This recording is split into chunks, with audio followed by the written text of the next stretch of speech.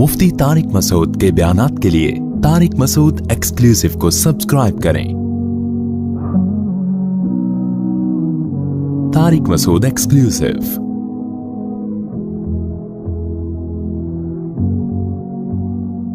आपको पता है पिछले रुकू में अल्लाह ताला ने दो शख्सों की मिसालें दी थी कि उनमें एक मालदार था, दूसरा गरीब था।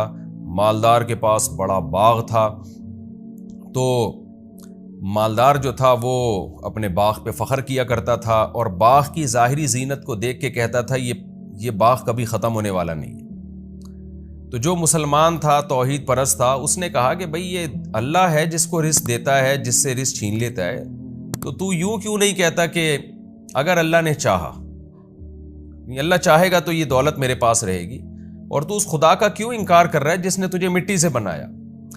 तो इस दोस्त की नसीहत भी उस पर नसीहत ने भी असर नहीं किया, क्योंकि वो ज़ाहिरी नक्शों को देख रहा था। उसकी सज़ा क्या मिली? अल्लाह फरमाते हैं कि उसके बाग पर रात के वक्त कोई आफत आई है और सुबह वो कफ़े अफसोस मलने लगा और उसको तौबा की तौफीक मिली और कहने लगा या लैतनी लम उशरिक बिरब्बी अहदा, काश मैं अपने रब के साथ शरीक न करता। ये भी एक नौइयत का शिरकी है कि आप अपने आप को खुदा समझने लगें और अपनी मेहनत को समझने लगें कि मैं जो करूँगा मुझे उसका रिजल्ट मिलेगा। खुदा के इरादे का इसमें गोया दखल नहीं है। तो ये कुरान ने एक मिसाल दी एक बाग की, जो कहा जाता है कि शाम के शहर रमला में, कोई रमला शहर है, वहाँ पर ये बाग का वाक़या हुआ है। बाज़ मुफस्सिरीन ने लिखा है, वल्लाहु आलम। अब कुरान मिसाल दे रहा है इस रुकू में कि उस बाग को तो तुमने नहीं देखा और उस मिसाल को भी नहीं देखा, लेकिन उससे मिलती जुलती मिसालें तो तुम सुबह शाम अपनी आंखों से देख रहे होते हो। और वो मिसाल क्या है? खेतियां, लहलहाती खेतियां। तो अल्लाह फरमा रहे हैं कि क्या कोई दुनिया में ऐसी लहलहाती खेती तुमने देखी जिस पे जवाल ना आया हो? हर खेती को अगर अपने हाल पे छोड़ दिया जाए तो रिजल्ट में क्या है? वो खुश्क होकर ख़त्म हो जाती है। ये इससे पता चलता है दुनिया दारे फानी है। नहीं, जब आप देखते हैं ना ज़मीन में हल बोते हैं और बेहतरीन खुशनुमा खेतियां निकलती हैं, तो हम तो चूंकि सुबह शाम ये मंजर अपनी आंखों से देख रहे हैं कि खेती ने आगे जाके खुश्क होना है, फिर बिल्कुल चटियल मैदान बन जाना है, हम देख रहे हैं तो यकीन कर रहे हैं। लेकिन अगर किसी को फर्स्ट टाइम लाया जाए और वो लहलहाते खेत दिखाए जाए तो वो भी ये कहेगा भाई ये हमेशा ऐसा ही रहेगा। लेकिन हम इस देख रहे हैं दुनिया में कैसा जवाल आता है, ज़मीन बंजर होती है, खुदा अपनी कुदरत से हरियाली पैदा कर देता है। हालांकि उस बंजर ज़मीन को देख के लगता है कि कभी यहाँ कुछ पैदा हो ही नहीं सकता, लेकिन अल्लाह अपनी कुदरत से हरियाली पैदा कर देता है। जब हरियाली कर देता है, फूल बूटे उसमें पैदा होते हैं, तो उसको देख के लगता है कि ये हमेशा ऐसे ही रहेगी, लेकिन कुछ ही वक्त में अल्लाह उसको चटियल मैदान बना देता है। तो ये दुनिया में इतनी उखाड़ पिछाड़ है, दुनिया में इतना उतार चढ़ाव है, तो तुम अपनी मौजूदा हालत और अपनी दौलत और अपनी शोहरत और इस दुनिया की रंगरलियों को देखकर धोखे में क्यों पड़े हुए हो? जैसे खेती नहीं होती और फिर हो के खत्म हो जाती है, तो दुनिया भी नहीं थी, तुम भी नहीं थे, पैदा हुए, फले फूले, और फिर तुम्हारे ऊपर भी जवाल आने वाला है। तो ये इस मिसाल से कुरान ये समझा रहा है कि ये दुनिया दिल लगाने की जगह नहीं है, तकब्बुर की और इतराने की जगह नहीं है, इस पे उतार चढ़ाव होता रहता है। इसलिए कुरान आगे मिसाल देता है, वज़रिब लहुम मसलल हयाति दुनिया, ए नबी आप इनके लिए बयान कर दीजिए दुनियावी ज़िंदगी की मिसाल, कि ये दुनियावी ज़िंदगी जिस पे तुम फ़ख्र करते हो, दौलत, शोहरत और लालच और इन सब चीज़ों के पीछे भाग रहे हो, कमा इन, इसकी मिसाल तो उस पानी की तरह है, अंज़लनाहु मिनस समाई, जिसको हमने आसमान से उतारा। यानी सिर्फ पानी की तरह नहीं है, ये पानी और उसके बाद जो खेतियां वजूद में आती हैं इनकी तरह है, इस पूरे मंजर की तरह है जिसको आगे कुरान बयान कर रहा है। फ़ख्तलत बिही नबातुल अर्द, फिर उस पानी से ज़मीन की नबातात फलती फूलती हैं, उनमें एक रौनक पैदा होती है। लेकिन फिर उसके बाद नतीजा क्या निकलता है? फ़अस्बह हशीमन, उसके बाद दोबारा वो रेजा रेजा हो जाती है। तज़रूहुर रियाह, और फिर हवाएं उसको बिखेर रही होती हैं, कोई हाल नहीं होता उसका, हवाएं ऐसे बिखेर रही होती हैं। वकान अल्लाहु अला कुल्लि शैइन मुक़्तदिरा, इससे साफ पता चलता है कि अल्लाह हर चीज़ पर कुदरत रखता है। वो जब चाहता है एक ज़मीन को रौनक दे देता है और जब चाहता है उस रौनक को ख़त्म कर देता है। तो तुम्हें भी जब चाहेगा अल्लाह दौलत दे देगा, जब चाहेगा छीन लेगा। तो ये तुम्हारी चाहत पर नहीं है, ये हकीकत में अल्लाह की चाहत पर है। आगे अल्लाह ताला उस दुनिया की वो मिसाल दे रहे हैं जिसको दुनिया कहा जाता है। अभी तो इस आयत में मिसाल दी ना अल्लाह ने, एक उमूमी मिसाल दी है کہ پوری دنیا کی مثال یہی ہے.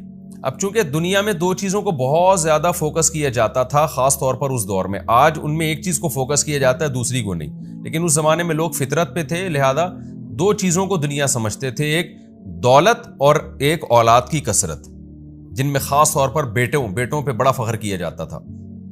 یہ تو فیملی پلاننگ والوں نے انسان کی فطرت ہی مسخ کر دی ہے، تو اب وہ اولاد کی کثرت پہ فخر کے بجائے لوگ شرمندگی محسوس کرتے ہیں. یہ ایسے ہی ہے جیسے عورت کو چھوڑ کے لوگ مردوں کی طرف مائل ہو رہے ہیں، عورتیں مردوں کو چھوڑ کر عورتوں کی طرف مائل ہو رہی ہیں، جو لیسبین قسم کی اور یہ جو LGBT ٹائپ کے مرد پیدا ہو رہے ہیں. تو یہ نیچر سے بغاوت ہے نا، کہ جو جس چیز میں اٹریکشن تھی وہ اٹریکشن ختم ہو گئی. تو آج انسانیت نے نیچر سے بغاوت کر دی ہے، تو اولاد کی کثرت میں پہلے انسان فخر کرتا تھا، اس کو نعمت سمجھتا تھا، خدا کا تحفہ، بلکہ تکبر کرتے تھے لوگ کہ میری اتنی اولاد ہے، میرے اتنے بچے ہیں. اور ظاہر ہے وہ سہارا بنیں گے، ان پہ خرچ اتنا نہیں ہوگا جتنا اس کا آؤٹ پٹ ہوگا، یعنی اس کا جو رزلٹ ہوگا وہ اس میں انویسٹمنٹ اتنی نہیں ہے جتنا اس سے ارننگ ہوگی ہماری. وہ ہمارا دست و بازو بنیں گے، وہ ہماری بڑھاپے میں سہارا بنیں گے. یہ ساری چیزیں کفار بھی اس پہ فخر کرتے تھے. یہ تو فیملی پلاننگ والوں نے دماغ خراب کر کے نا اتنا جھوٹ بولا ہے کہ جو چیز انسان کے لیے سب سے زیادہ اٹریکٹیو تھی وہی ایک تانا بن چکی ہے. یعنی اولاد کی کثرت جس پہ ہمیشہ سے انسان فخر کرتا تھا، اب وہ ایک تانا بنا دی ہے فیملی پلاننگ والوں نے. تو یہ بھی فطرت سے بغاوت ہے. لیکن قرآن چونکہ اس دور میں نازل ہو رہا ہے جب لوگ اپنی فطرت پہ تھے، تو قرآن مثال وہی دے گا جو نیچر کے مطابق ہوگی. اس لیے اب قرآن دنیا کی ان دو چیزوں کی مثالیں دے رہا ہے جو دنیا میں سب سے زیادہ قابل فخر سمجھی جاتی ہیں. اس کی مثال دے کے قرآن کہتا ہے کہ المال والبنون زینت الحیات الدنیا، مال اور اولاد. یہاں جو البنون ہے نا، بعض مفسرین نے اس کا ترجمہ اولاد سے کیا ہے، تو پھر اس میں بیٹیاں بھی داخل ہیں. اس کو کہتے ہیں صنعت تغلیب. جیسے والد کے لفظ میں ہم جب تثنیہ بناتے ہیں تو والدین، کیا مطلب؟ دو والد، یعنی ماں کو بھی والد ہی کے لفظ میں داخل کر لیا. تو یہاں بھی البنون یہ گویا کہ ایک علامت ہے، اس میں بیٹیاں بھی داخل ہیں، اولاد کے معنی میں استعمال ہوا ہے. تو اس کی مثال اردو میں بہت آسان دیتا ہوں میں. ہم کسی سے پوچھتے ہیں آپ کے بچے کتنے ہیں، تو بچے میں بچیاں بھی داخل ہوتی ہیں.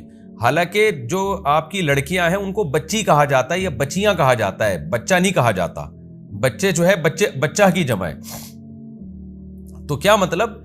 مذکر کا لفظ استعمال ہوتا ہے، مراد اس میں داخل جو مؤنث ہیں وہ بھی ہوتے ہیں. تو البنون کا مطلب کیا ہے یہاں پر؟ اولاد. اس لیے بعض مفسرین نے اس کا ترجمہ کیا ہے کہ مال اور اولاد یہ دنیاوی زندگی کی زینت ہے. اور بعض نے اس کو اپنے ظاہر پر رکھا ہے کہ نہیں جی، چونکہ دنیاوی زندگی کی زینت بیٹیاں نہیں سمجھی جاتی تھیں، اور وہ لوگ بیٹوں پہ فخر کرتے تھے کہ وہ ہمارا سہارا بنیں گے، بیٹیوں پہ وہ فخر نہیں کرتے تھے، بلکہ عرب تو بیٹی کی پیدائش پر ان کے منہ سیاہ ہو جایا کرتے تھے. تو قرآن نے ان کے لحاظ سے ہی مثال دی ہے، یہ بتانے کے لیے کہ تم جن بیٹوں پہ فخر کر رہے ہو اور جس اولاد پہ فخر کر رہے ہو، اصل چیز اعمال ہے.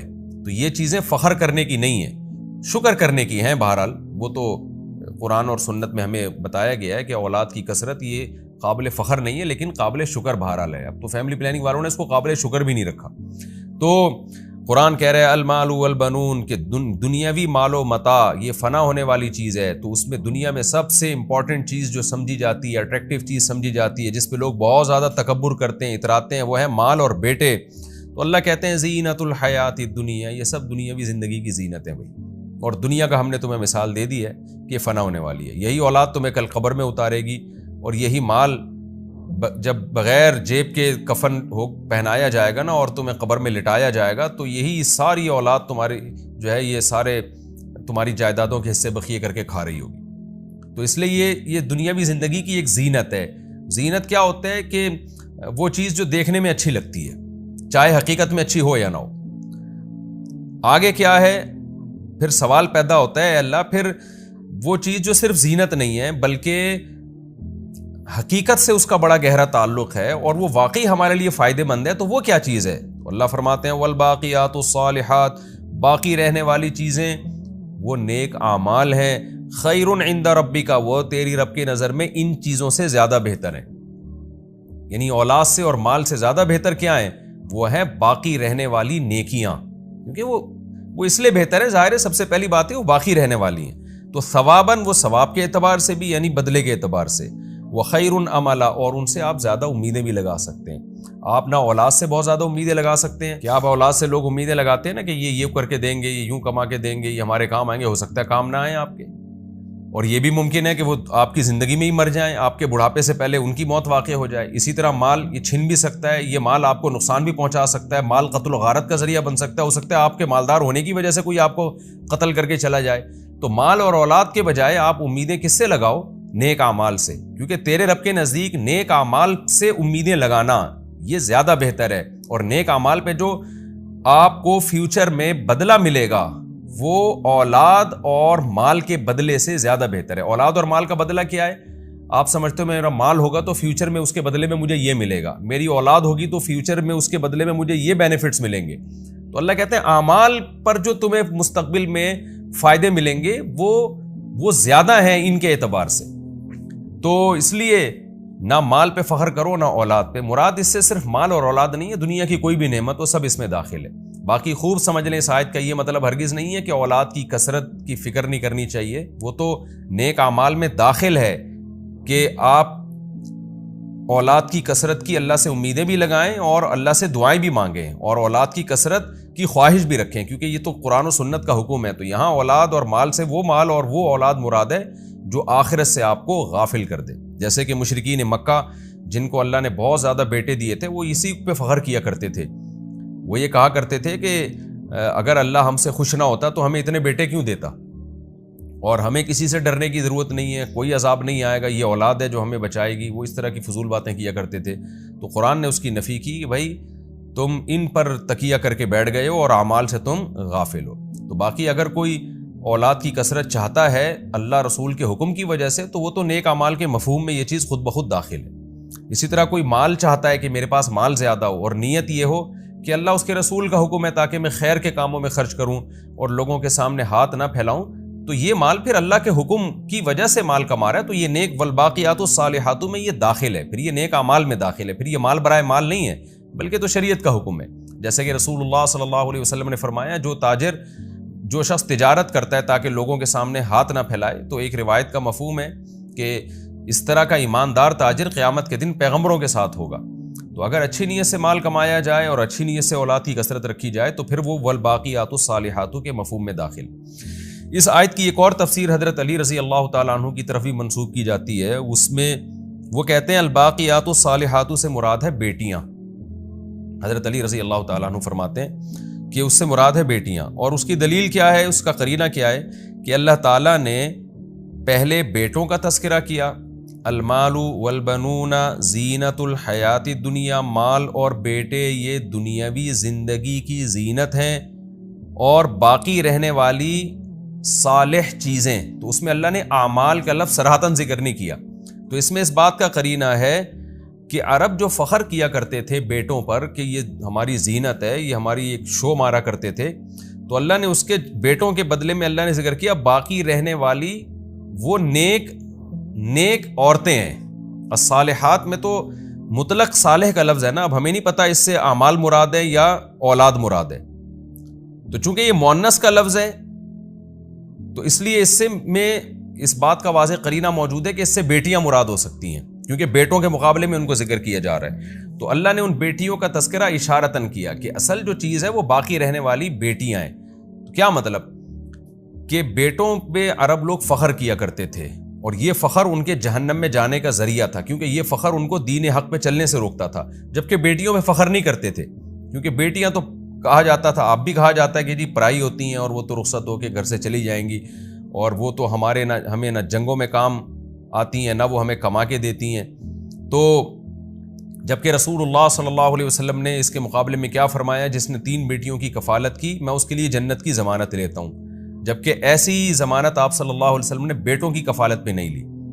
وجہ کیا ہے کہ یہ تو صرف اللہ کی مخلوق سمجھ کے آپ ان کو پال رہے ہو نا، ان سے آپ کا کوئی دنیاوی مفاد تو ہے نہیں، تو اس لیے اللہ نے فرمایا کہ جس اولاد کو تم دنیا کی زینت سمجھتے ہو وہ صرف دنیا کی حد تک ہی زینت ہے، تو اصل تو وہ بیٹیاں ہیں جو باقی رہنے والی ہیں۔ باقی کا مطلب کیا ہے، جن کے اثرات ہمیشہ باقی رہیں گے، جن کی جو رحمتیں ہیں ان کو پالنے کی وجہ سے جو تمہیں جو نیکیاں ملیں گی وہ ہمیشہ باقی رہیں گی۔ تو یہ بھی بہرحال ایک تفسیر کی گئی ہے، اور خوب سمجھ لیں جب مفسرین سے یا صحابہ تابعین سے اس قسم کی تفسیریں منقول ہوتی ہیں تو اس تفسیر کا مطلب یہ ہوتا ہے کہ الباقیات الصالحات کا ایک مصداق یہ بھی ہے.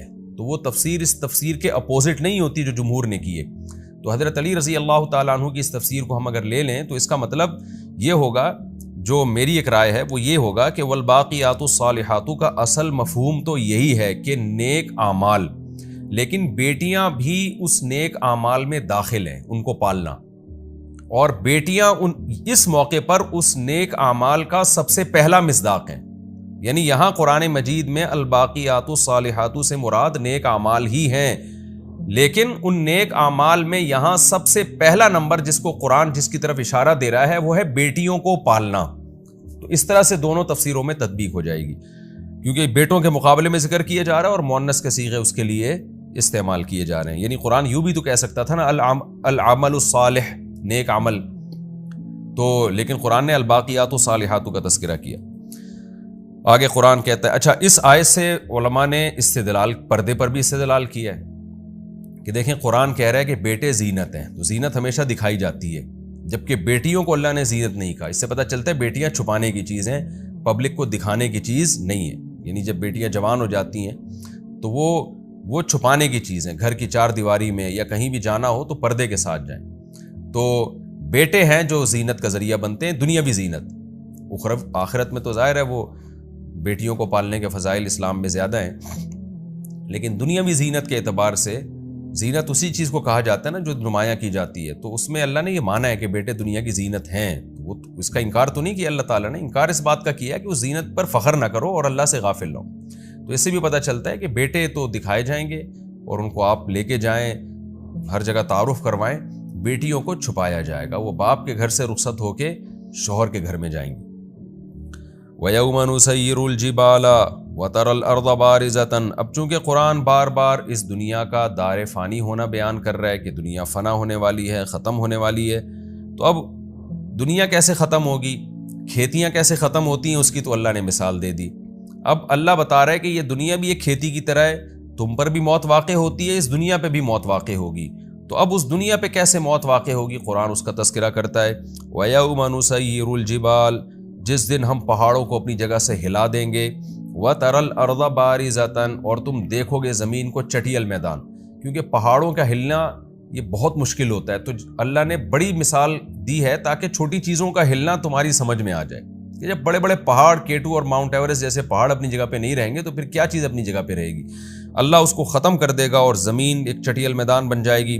پھر اس کے بعد دوبارہ جو سور پھونکا جائے گا پھر کیا ہوگا، وَحَشَرْنَاهُمْ، ہم ان لوگوں کو جمع کریں گے، فَلَمْ نُغَادِرْ مِنْهُمْ أَحَدًا، اور ان میں سے کسی ایک کو بھی ہم نہیں چھوڑیں گے. کوئی ایک آدم سے لے کے قیامت تک آنے والا آخری انسان میں کوئی ایک ایسا نہیں ہوگا جو میدان حشر میں جمع نہ ہو. اس کے بعد کیا ہوگا، وَعُرِضُوا عَلَىٰ رَبِّكَ صَفًّا، اور اے مخاطب تیرے رب کے سامنے سب پیش کر دیے جائیں گے صف بنا کے. وہ صفیں کس ترتیب سے ہوں گی اللہ ہی اس کی تفصیل جانتا ہے. پھر اللہ خطاب کر کے کہیں گے لَقَدْ جِئْتُمُونَا كَمَا خَلَقْنَاكُمْ أَوَّلَ مَرَّةٍ، دیکھو جیسے ہم نے پہلی مرتبہ تمہیں پیدا کیا تھا وہ بھی ہماری قدرت تھی، اسی طرح آج تم ہمارے سامنے دوبارہ آ گئے، ہم تمہیں دوبارہ اپنے سامنے لے آئے. تو یہ بار بار جو ایتھیس اور ملحدین کے فضول باتیں کرتے ہیں نا، اس طرح سے انسان یوں کر کے وجود میں آیا ہے، تو اس کی نفی ہو رہی کہ پہلی دفعہ بھی ہماری قدرت تھی. یہ تو تم نے دیکھ لیا منی سے انسان بنتا ہوا تو تم نے کہا یوں بنا ہے، نہ دیکھا ہوتا تو تم لاکھوں کروڑوں سال تک فلسفے ہی پیش کرتے رہتے کہ یہ پہلی دفعہ بنا کیسے ہے.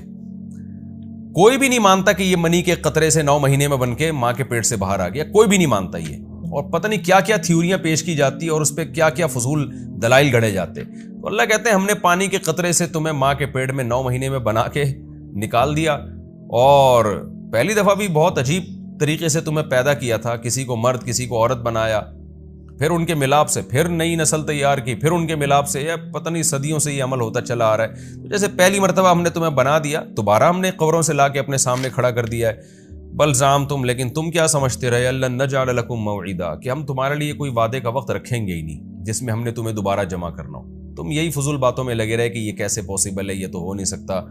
ووضع الکتاب، اللہ کہیں گے کہ ہم تمہیں جمع کر کے بتائیں گے دیکھو آ گئے نا تم. اس کے بعد کیا ہوگا، ووضع الکتاب، اعمال نامے رکھے جائیں گے لوگوں کے سامنے لا کے. فتر المجرمین، اے مخاطب تو مجرموں کو دیکھے گا مشفقین مما فیہ، اس کتاب میں جو کچھ لکھا ہوا ہوگا اس کی وجہ سے وہ ڈر رہے ہوں گے، اس کتاب میں ان کی ساری بدعمالیاں ہوں گی جس کو دیکھ کر وہ گھبرانا اور پریشان ہونا شروع کر دیں گے۔ وَيَقُولُونَ، اور اتنا پریشان ہوں گے کہ کہیں گے یا ویلتنا، ہائے ہماری بدبختی، ما لہذا الکتاب، اس کتاب کو کیا ہو گیا ہے، یہ کیسی کتاب ہے، لا یغادر صغیرۃ ولا کبیرۃ الا احصاها، کہ کوئی زندگی کا چھوٹا یا بڑا پہلو ایسا نہیں ہے، عمل ایسا نہیں ہے مگر یہ کہ اس کتاب نے اس کو محفوظ نہ کر لیا ہو۔ یعنی ایسا رزلٹ تو ہم نے آج تک کبھی نہیں دیکھا، کوئی ایک معمولی سا ذرہ بھی اس کتاب نے نہیں چھوڑا۔ حدیث میں آتا ہے، قرآن میں آتا ہے نا، یعلم خائنۃ الاعین، اللہ آنکھوں کی خیانت کو بھی جانتا ہے، ذرا سی آپ کی نظر ادھر ادھر ہوتی ہے نا غلط، اس کو بھی اللہ جانتا ہے۔ تو ایک ایک چیز لکھی جا رہی ہے اس میں، اور قرآن کہتا ہے واقعی ایسا ہی ہوگا، وَوَجَدُوا مَا عَمِلُوا حَاضِرًا، جو کچھ انہوں نے عمل کیا ہوگا نا اس کو اپنے سامنے موجود پائیں گے۔ وَلَا يَظْلِمُ رَبُّكَ أَحَدًا، اور اے مخاطب تیرا رب کسی پہ ظلم نہیں کرے گا۔ کیا مطلب؟ ایسا نہیں ہوگا کہ کوئی بدعملی کی نہ ہو اور تیرے رب نے اس اعمال نامے میں زبردستی لکھ دی ہو، اور ایسا بھی نہیں کرے گا کہ کوئی بدعملی کی نہیں ہو اور اللہ اس کی سزا دینا شروع کر دے۔ تو اس لیے جو کچھ ہوگا حقیقت پر مبنی ہوگا، تبھی ان کی چیخیں نکلیں گی۔ جب ہم رزلٹ دیکھتے ہیں نا، اور ہم دیکھتے ہیں کہ جو کام ہم نے نہیں کیا یا پیپر ہم نے اچھا دیا تھا نمبر ہمارے کم آئے ہیں، تو ہم ایک دم ٹینشن میں نہیں جاتے، بلکہ ہم کہتے ہیں یار یہ رزلٹ ہی غلط ہے، میں اس کو چیلنج کروں گا۔ تھوڑی سی پریشانی تو ہوتی ہے، لیکن ایک امید بھی ہوتی ہے کہ بھائی میں نے تو پیپر اچھا دیا تھا، یہ اتنے تھوڑے نمبر کیوں آئے ہیں، اس کا مطلب یہ پیپر چینج ہوا ہے یا جو چیک کرنے والا ہے اس سے غلطی ہوئی ہے، تو میں جو ہے اس کیس کروں گا اس پہ۔ لیکن اللہ کہتے ہیں کہ چونکہ وہ جو کچھ انہوں نے کیا ہوگا نا اس کو اپنے سامنے موجود پا رہے ہوں گے، اور تیرا رب کسی پہ ظلم نہیں کر رہا ہوگا، تو اس لیے ان کی جو چیخ و پکار ہوگی وہ بالکل بجا ہوگی، وہ دیکھیں گے یار یہ سب وہی چیزیں ہیں جو ہم کر کے آئے۔ تو اس لیے اللہ تعالیٰ فرماتے ہیں تیرا رب کسی پہ ظلم نہیں کرے گا۔ یہ ہمارا رکوع الحمدللہ کمپلیٹ ہو گیا، اور اس رکوع کا مختصر سا رکوع تھا، اس کا خلاصہ یہی ہے کہ اللہ نے بتا دیا بھائی یہ دنیا دار فانی ہے، لہلہاتی فصلوں سے عبرت حاصل کرو، یہ ہمیشہ نہیں لہلہاتی ہیں۔ تو یہ لہلہاتی دنیا، یہ سائنسی ترقیاں، یہ چاند اور مریخ پہ پہنچنے کی باتیں، یہ بھی اسی کھیتی کی طرح ہے کہ جو ابھی اس درخت کی طرح جو نشو و نما پا رہا ہے۔ تو آپ اس دنیا کی اس ترقی کو تو دیکھ رہے ہو، یہ نہیں دیکھ رہے کہ ہر ترقی کے بعد ایک زوال بھی ہے، تو رزلٹ اس کا یہی ہے۔ لہذا ترقی سے اللہ نہیں روک رہے، اس دنیا سے دل لگانے سے روک رہے ہیں۔ اور پھر اللہ نے دنیا میں ان دو چیزوں کی مثال دی ہے جو دو چیزیں بہت زیادہ اٹریکٹیو سمجھی جاتی ہیں، ایک مال اور ایک اولاد۔